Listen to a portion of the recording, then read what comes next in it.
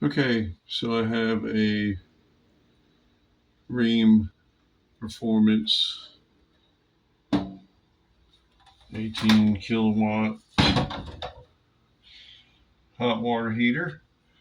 Used it in about a month. Well, we got some real bad storms that came through, and I took this cover off, and there was this fuse.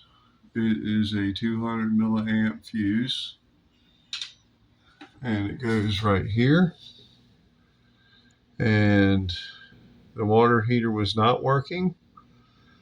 I pulled the cover, checked the power, then I checked that fuse.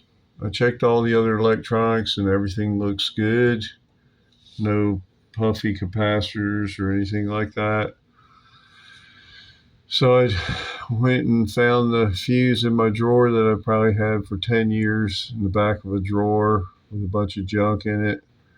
And I said, well, it's 1 amp. I know it's not 200 milliamps, but I said, I'll try it.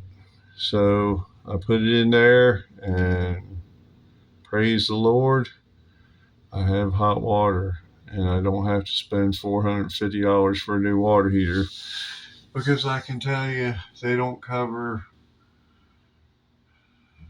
especially if you say lightning.